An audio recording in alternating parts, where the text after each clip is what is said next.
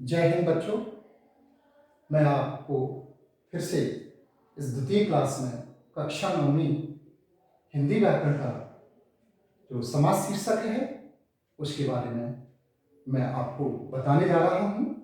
जैसा कि हमने कल की क्लास में पढ़ा था समास के बारे में, समास किसे कहते हैं, समास क्या होता है, समास की क्या परिभाषा है, कल हमने इसके बारे में अच्छे से पढ़ लिया था।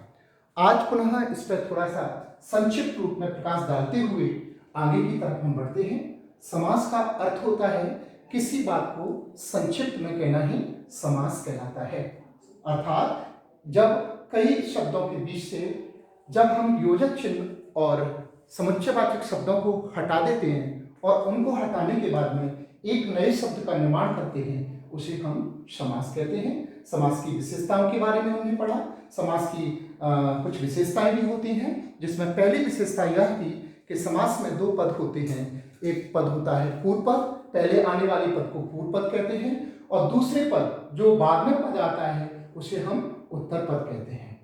ये विशेषताएं थी। उसके बाद में हमने समास के भेद के बारे में पढ़ा। समास के 6 भेद होते हैं, जिसमें आपका अव्ययीभाव समास, दूसरा तत्पुरुष समास, तीसरा कर्मधारय समास, चौथा आपका द्वंद्व समास, और पांचवा आपका द्विग समास, और छठवां आपका बहुप्रिय समास। जैसा कि हमने पढ़ा था, समास रूपी पिता के 5-6 पुत्रों की प्राप्ति हुई समास रूपी पिता को, जिसमें पहले पुत्र का नाम अव्ययीभाव था, दूसरे का नाम तत्पुरुष, तीसरे बेटे का नाम कर्मधारय, चौथे का नाम द्वंद्व, और पांचवें का नाम द्विग, और छठवें का नाम बहुप्रिय समास। फिर हमने पहले पुत्र अर्थात अव्ययीभाव समास के बारे में पढ़ा कि अव्ययीभाव समास किसे कहते हैं। तो अव्ययीभाव का मतलब होता है इसमें जो मुख्य बिंदु है वह है आपका अव्यय। अव्यय मुख्य बिंदु है। तो जिस समास के अंतर्गत पूर्व में पहले अव्यय शब्द आए, अव्यय के बारे में जैसा कि हमने पढ़ा था कि अव्यय का अर्थ होता है अमानी नहीं, व्यय मानी परिवर्तित। जैसे शब्द जो लिंग वचन विभक्ति के अनुसार परिवर्तित नहीं होते हैं, वे शब्द यदि किसी शब्द से पहले आए, पूर्व में आए, पहले पद में आए, वह आपका अव्ययीभाव समास होता है। इसमें आपको जो फोकस करना है वह अव्यय पे करना है। इसमें जो पूर्व पद होगा वह अव्यय होगा। इसके जितने भी उदाहरण होंगे, जैसे यथा एक अव्यय का उदाहरण है, अनु भी एक अव्यय का उदाहरण है, प्रति भी एक अव्यय का उदाहरण है। इसके अलावा और भी ऐसे कई उदाहरण हैं, मैं आपको आगे की क्लास में समझाऊंगा कि वो यदि किसी समास के उदाहरण में आए, वे सभी उदाहरण आपके अव्ययीभाव समास के आए होंगे। जिसमें एक हमने उदाहरण पढ़ा था यथाशक्ति, अर्थात यथा यहाँ जो शब्द है, मैं आपको पॉइंट से बताना चाहूंगा। यथा जो शब्द है आपका ये अव्यय है, शक्ति एक दूसरा शब्द है। इस अव्यय के कारण से यहां अव्ययीभाव समास होगा। प्रतिदिन, प्रति यहां अव्यय है, यहां प्रति और यथा ये दोनों ही अव्यय हैं, तो इस कारण से ये दोनों ही उदाहरण आपके अव्ययीभाव समास के हैं। हम कह सकते हैं परिभाषा के तौर पर कि जिस समास में अव्यय शब्द आए उस समास को हम अव्ययीभाव समास कहते हैं। मुझे उम्मीद है, विश्वास है कि अव्ययीभाव समास आपका क्लियर हो गया होगा। उसके बाद में तत्पुरुष समास। तत्पुरुष समास का अर्थ होता है तत्पुरुष उसका पुरुष, काकी के, अर्थात काकी के किस में आते हैं, काकी के आपके कारकों के अंतर्गत आते हैं, और काकी के जो चिन्ह हैं वो आपके संबंध कारक के चिन्ह हैं। जैसा कि हमने अपनी पूर्व की क्लासों में, कक्षाओं में पढ़ा होगा कि कर्ता ने हिंदी के अनुसार 8 कारक होते हैं, जिसमें 8 कारक में कर्ता ने कर्ण को कर्ण से द्वारा संप्रदान के लिए अपादान से अलग होना, संबंध काकी के अधिकरण में पर संबोधन हे गोवन। होते कारक 8 हैं, बट उनमें से जो प्रयोग होता है तत्पुरुष के अंतर्गत वो मात्र 6 कारकों का प्रयोग होता है। इसमें से जो पहला कारक है आपका कर्ता कारक, वह हट जाता है, और अंतिम वाला जो कारक है संबोधन कारक, जिसका चिन्ह हे भू अरे है, वह भी उठ जाता है। अर्थात पहला और 8वां, अर्थात पहला और अंतिम वाले 2 कारक इसमें से हट जाते हैं। बाकी 6 कारकों का प्रयोग तत्पुरुष समास के अंतर्गत आता है। अर्थात हम परिभाषा के तौर पर कह सकते हैं कि जिस समास में, अर्थात जिस समास के अंतर्गत कारकों का बोध हो, उनको हम तत्पुरुष समास कहते हैं। और जिसमें हमने कर्म तत्पुरुष के बारे में हम पढ़ने जा रहे थे।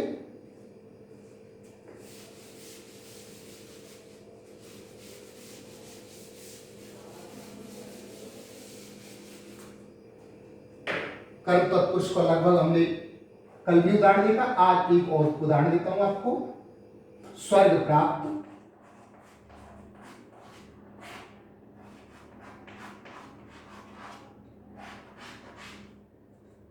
अर्थात स्वर्ग प्राप्त। इस उदाहरण में इस जगह पर को छुपा हुआ है, अर्थात जब हम इसका विग्रह करते हैं तो विग्रह करने में हमें प्राप्त होता है कि स्वर्ग को प्राप्त। अर्थात जब को चिन्ह आ गया, और को किसका चिन्ह है? को आपका कर्म कारक का चिन्ह है। और जिस समास में को चिन्ह आए विग्रह करने पर, समास का विग्रह करने पर जिस समास में को चिन्ह आए, वहां आपका कौन सा समास होता है? कर्म तत्पुरुष समास होता है। करण तत्पुरुष का एक उदाहरण लेते हैं, जैसे अकाल पीड़ित,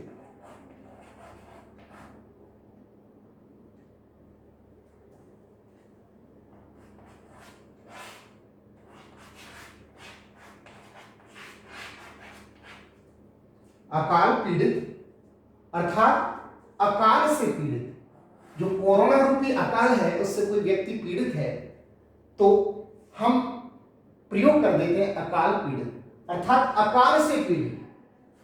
तो यहां इस जगह पर से चिन्ह आ गया, और से चिन्ह आने से यहां कौन सा आपका समास हो गया? आपका करण तत्पुरुष समास हो गया। और उसके बाद में संप्रदान के बारे में हम पढ़ते हैं। संप्रदान का चिन्ह क्या है? के लिए। संप्रदान के लिए। जब जिस समास में के लिए विभक्ति चिन्ह का लोप हो जाए तो उसे हम आपका संप्रदान तत्पुरुष समास कहते हैं। इसमें समास विग्रह करते समय तो के लिए आएगा, बट समास करते वक्त विभक्ति चिन्ह का लोप हो जाता है। यह हर समास में होगा। जब आप समास विग्रह करोगे तो कारकों के चिन्ह आ जाएंगे, जब आप समास करोगे तब वो कारक चिन्ह लोप हो जाएंगे। बट आपको यहां पता करना होगा कि जब आप उसका विग्रह करोगे तभी उसके बारे में आप जान पाओगे कि यह किस समास का उदाहरण है। एक आप उदाहरण ले लो, जैसा कि गौशाला,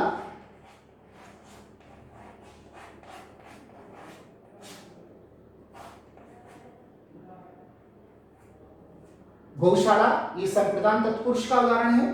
अर्थात गौशाला का अर्थ होता है गौ माने गाय, शाला माने रहने का स्थान, गायों के रहने का, गायों के लिए स्थान। तो यहां लिए आ गया, तो लिए चिन्ह आने पर यहां कौन सा समास होगा? आपका संप्रदान तत्पुरुष समास होगा। उसके बाद में अपादान, अपादान का एक उदाहरण लेते हैं, धर्मभ्रष्ट।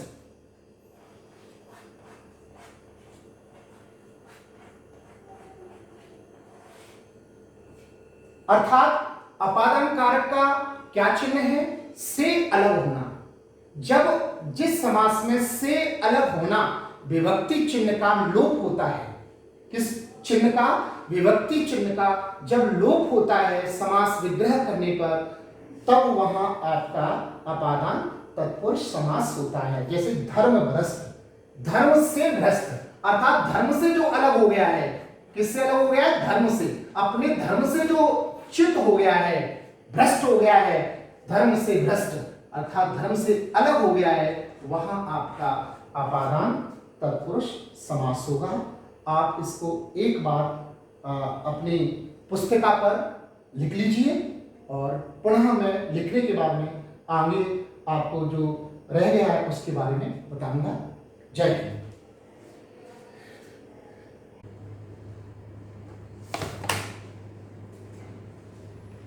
आई होप आपने ये सब लिख लिया होगा। अब मैं इसको इरेज कर देता हूं।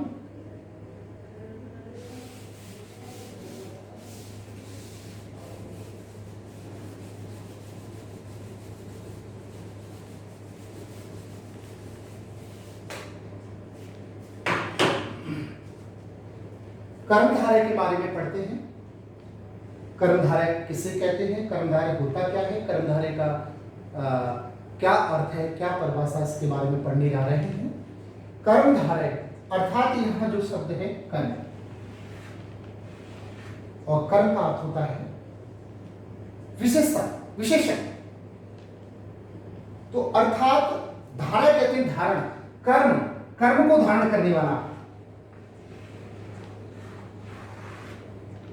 इन सभी समासों के अर्थ इनके नाम में ही छुपे हुए हैं। आपको ध्यान देने की ये बात है कि आप स्वयं भी इनका अर्थ निकाल सकते हो। यदि आप हर एक शब्द में देखें तो उसका अर्थ वही छुपा हुआ है। और मैंने भी आपको देखते हुए मैंने भी उसके हर समास के नीचे उसके पहचानने के लिए ट्रिक रूप में मैंने प्रस्तुत किया है आपके लिए। आप ध्यान देकर अगर पढ़ोगे देखोगे तो आपकी समझ में अच्छे से आएगा। कर्मधारय अर्थात कर्म को धारण करने वाला। इसमें विशेषण का प्रयोग हुआ। विशेषण किसे कहते हैं, एक फिर प्रश्न उठता है। ऐसे शब्द जो किसी वस्तु व्यक्ति की विशेषता बतलाते हैं उन्हें विशेषण कहते हैं। विशेषता बतलाने वाले शब्द अर्थात जिस समास में एक विशेषण हो एक विशेष्य हो।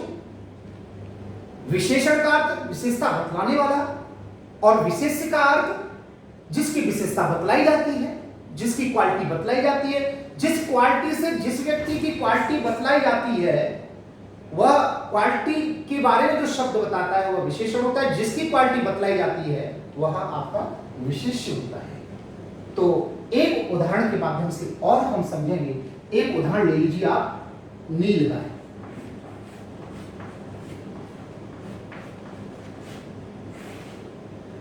अब ये उदाहरण है नीलगाय आपके सामने। नीलगाय, यहां दो शब्द हैं, एक तो गाय है और एक आपका नील है। नील का मतलब होता है नीला या नीली, और गाय का अर्थ है काव, धेनु, गाय माता। तो गाय कैसी, गाय नीली। तो यहां गाय के बारे में बताया जा रहा है, गाय के रंग रूप के बारे में, उसकी क्वालिटी के बारे में, क्योंकि सफेद भी हो सकती है, येलो कलर की भी थोड़ा उस रूप में भी हो सकती है, कई कलर की होती, ब्लैक में भी होती है। तो यहां अलग से बताया है नील गाय, अर्थात गाय कैसी, नीली। तो यहां हुआ एक विशेषण और ये आपका विशेष्य हुआ।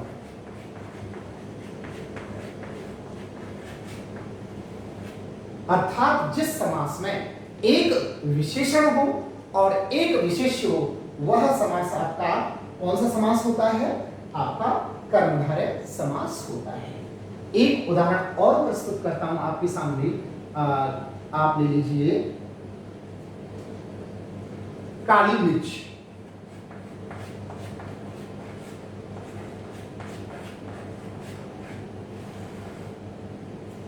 काली मिर्च।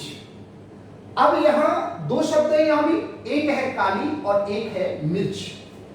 आपको जैसा कि बताया था कि इस समास के उदाहरणों में एक विशेषण होगा और एक विशेष्य होगा।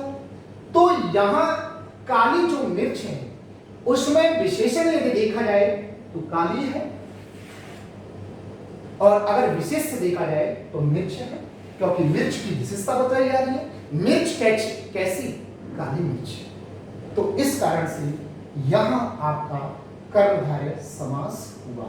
आई होप, मुझे विश्वास है कि आप समझ गए होंगे, और इन समासों के बाद में मैं सभी समासों के उदाहरण आपके सामने प्रस्तुत करूंगा और आपको अच्छे से समझाऊंगा। यहां थोड़ा थोड़ा मैं प्रकाश डाल रहा हूं, इसके बाद में उदाहरण लेने पर और अच्छे से प्रकाश डालूंगा। अब नेक्स्ट 4 नंबर समास की बात करते हैं हम, द्वंद्व समास। द्वंद्व समास का अर्थ होता है जोड़ा। दो बार प्रयोग हुआ है। दो का मतलब दो, जोड़ा सीधी सीधी बात है, ट्रिक से समझो, क्योंकि कोई बात हमें समझ नहीं है। आज का जमाना थोड़ा सा अलग हो गया है। किसी बात को समझना है तो ट्रिक के माध्यम से आप उसको समझते हो।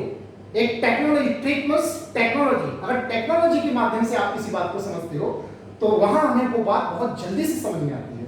तो यह जोड़ा, जोड़ा मतलब भाई दो तत्वों का, दो पदार्थों का, दो मानवों का, हो सकता है उसमें एक स्त्री हो, एक पुरुष हो, एक माता हो, एक पिता हो, एक भाई हो, एक बहन हो, एक छोटा हो, एक बड़ा हो। जोड़ा का मतलब दो, दो का जोड़ा। तो जोड़ा जिस समास में दो शब्द आए और लगभग दोनों ही एक दूसरे के विपरीत हो। द्वंद्व समास की परिभाषा में आपको बता रहा हूं कि दोनों एक दूसरे के विपरीत हो। तीसरी पहचान, दोनों शब्दों के बीच में एक योजक चिन्ह का प्रयोग होगा। योजक चिन्ह, यह योजक चिन्ह है, इसे योजक चिन्ह कहते हैं। और चौथी, और आपको समझाने के लिए आप कैसे समझेंगे, वहां द्वंद्व समास है और शब्द का प्रयोग होगा। जब आप इस समास के उदाहरणों का विग्रह करोगे तो वहां और आपका जो शब्द है, जो जोड़ने वाला योजक शब्द है, और वह भी प्रयोग होगा। तो इस प्रकार उदाहरण के माध्यम से और मैं आपको समझा देता हूं। जैसे एक उदाहरण ले लो आप, माता पिता।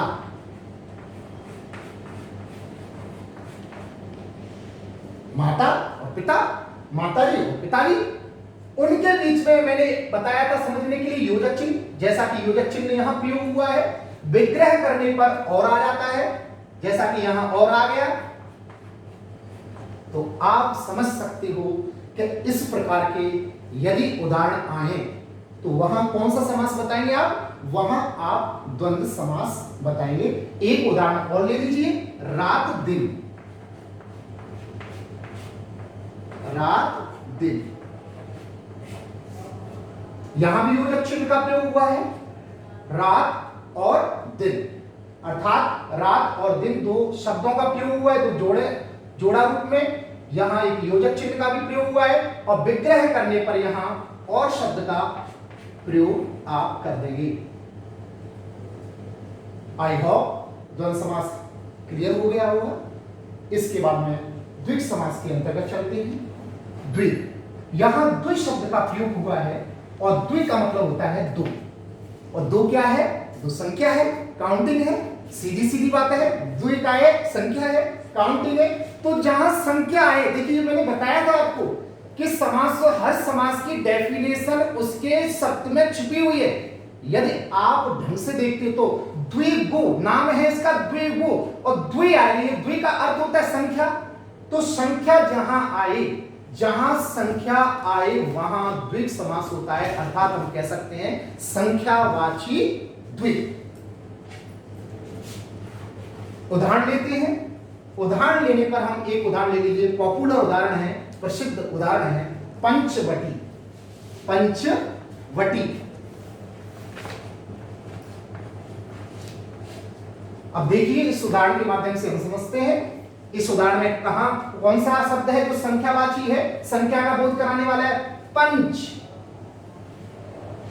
अब सीधी सीधी बात है, पंच का क्या अर्थ होता है, पांच, सीधी सीधी फाइव, पांच। वटी का अर्थ होता है बरगद, अर्थात पांच बरगदों का समूह। कितने बरगदों का समूह, पांच बरगदों का। तो इस कारण से हम कह सकते हैं कि इसमें आपका द्विग समास है। एक उदाहरण और लेते हैं, पंचपात्र।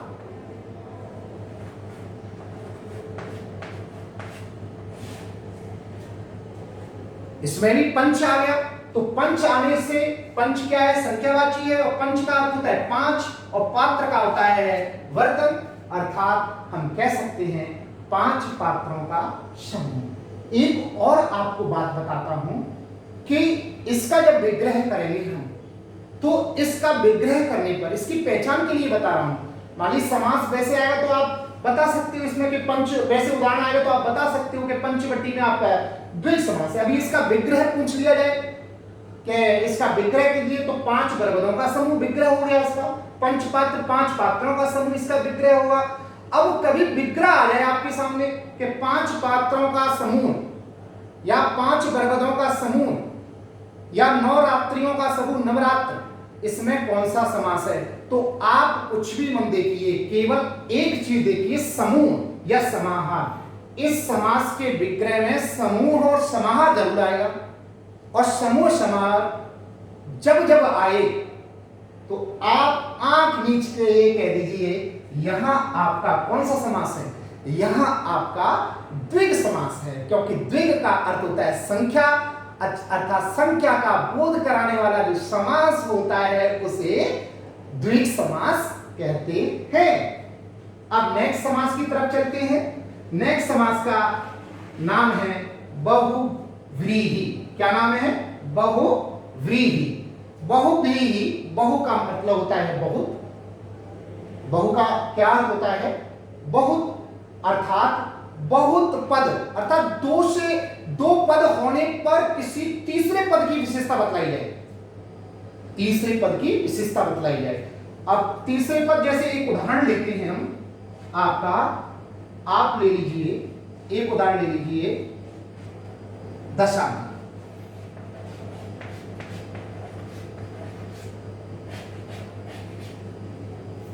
दशानन उदाहरण ले लीजिए। दशानन उदाहरण लेने पर आपको कंफ्यूजन होगा, संदेह होगा, लेकिन प्यारे छात्रों आपको संदेह में नहीं डालना में, आप इसमें भूलवश द्विग समास भी कर सकते हैं, लेकिन यहां द्विग समास नहीं होगा। न होने का कारण मैं बताना चाहूंगा, क्योंकि आप कह सकते हैं कि सर यहां संख्या आ रही है, यहां संख्या आ रही है और द्विग समास में भी संख्या आती है, तो यहां तो द्विग समास हो जाए, लेकिन नहीं, दोनों समासों की संख्या में अंतर है। यहां आपका पंचवटी बरगदों के बारे में बताया जा रहा है, 5 बरगदों का समूह, यहां किसी तीसरे पद की विशेषता नहीं बतलाई जा रही है। यहां यदि तीसरे पद की विशेषता बतलाई जाती, किसी अन्य पद की विशेषता बतलाई जाए, वहां आपका बहुप्रिय समास होता है। यहां 5 बरगदों के बारे में बताया जा रहा है सीधा सीधा, बट यहां दशानन, 10 हैं शीश जिसके, 10 हैं मुख जिसके, अर्थात रावण, रावण की विशेषता बतलाई जा रही है, किससे? दशानन से। किससे? दशानन से। 10 हैं, आनंद 10 माने 10, काउंटिंग 10, और अन्न का अर्थ होता है मुख, सिर, तो सिर जिसके सिर हैं उसे कहते हैं हम दशानन, अर्थात वो कौन है? वह है रावण। कौन है? रावण। नेक्स्ट उदाहरण लेते हैं कैलाशपति। कैलाशपति,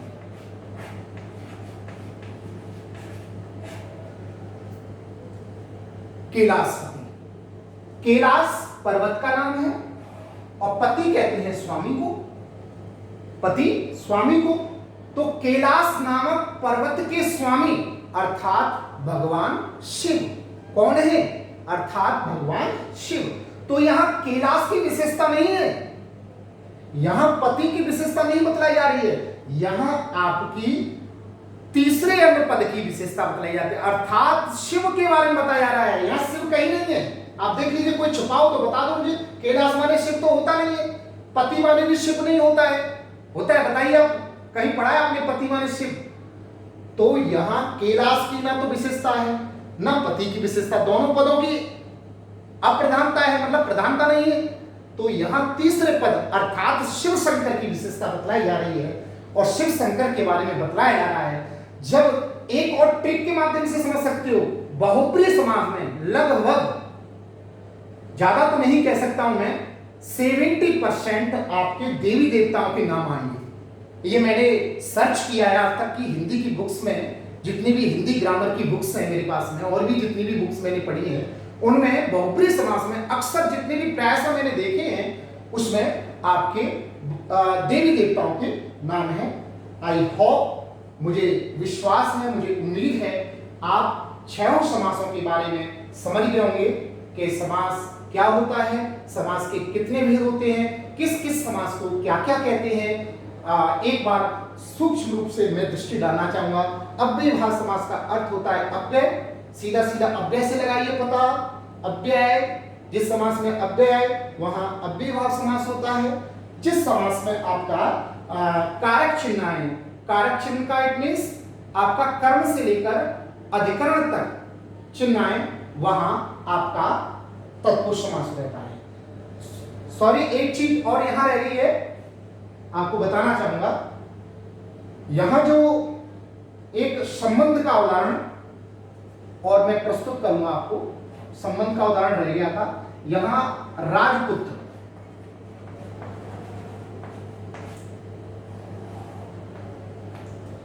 राजपुत्र, राजपुत्र का अर्थ होता है राजा का पुत्र, तो यहां का छुपा है, तो का किस कारक का चिन्ह है? संबंध का।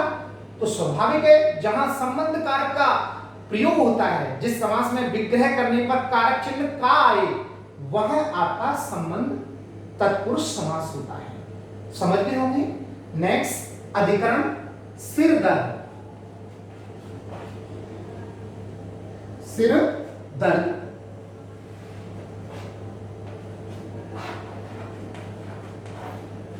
इसका विग्रह करेंगे तो यहां मैं छुपा हुआ है, तो सिर दर्द का अर्थ होता है सिर में दर्द, सिर में पेन होना। तो मैं आ रहा है और मैं किस कारक में आता है? अधिकरण कारक में। तो अधिकरण कारक में मैं आता है, बट अधिकरण समास के अंतर्गत किस में आता है? तत्पुरुष समास में। तो इस कारण से मैं आने पर यहां अधिकरण तत्पुरुष समास हो गया। तो तत्पुरुष समास के बारे में हमने पढ़ा कि तत्पुरुष समास क्या होता है। मैंने आपको लिख भी दिया है कारक, जिस समास में कारक चिन्हों का बोध हो उसे तत्पुरुष समास कहते हैं। ठीक है। विग्रह करने पर कारक चिन्हों का लोप हो जाता है और विग्रह करने पर कारक चिन्हों उजागर हो जाते हैं और समास करने पर चिन्हों का लोप हो जाता है। कर्मधारय में मैंने बताया आपको एक विशेषण होता है, एक विशेष्य होता है। तो जहां विशेषण और विशेषण के बारे में, विशेष्य के बारे में बताया जाए, वहां कर्मधारय समास होता है। उसके बाद में मैंने द्वंद्व समास के बारे में बताया कि जहां जोड़ा, दो शब्दों का जोड़ा आए, अर्थात द्वंद्व, द्व जोड़ा, अर्थात जहां जोड़ा आए वहां आपका द्वंद्व समास होता है। जहां संख्या द्वि माने दो और दो होती है संख्या, जहां संख्या आए वहां आपका द्विग समास होता है। बहुप्रिय, जहां बहुत पद होने पर भी किसी तीसरे पद की विशेषता बतलाया जाए, किसी अन्य के बारे में बताया जाए, किसी देवी देवता के बारे में बतलाया जाए, वहां आपका कौन सा समास होता है? आपका बहुब्रीहि समास होता है। इस प्रकार समास के 6 भेद होते हैं। 6 भेदों के बारे में मैंने बता दिया, उदाहरण के बारे में भी बताया। आई होप, विश्वास है मुझे कि आपने ये वर्क कंप्लीट ये समझ लिया होगा और इसको दोहराइएगा। जब अगली क्लास होगी और बीच में मैं आपसे इसके बारे में रेस्पॉन्स भी लेता रहूंगा, आपसे पूछता भी रहूंगा और आप मेरे नंबर पर, आप व्हाट्सएप नंबर पर अपनी क्वेरीज भेज सकते हो। वैसे तो मैं जूम लाइव क्लास में बैठूंगा, उस समय भी आप पूछ सकते हो। जय हिंद, थैंक यू।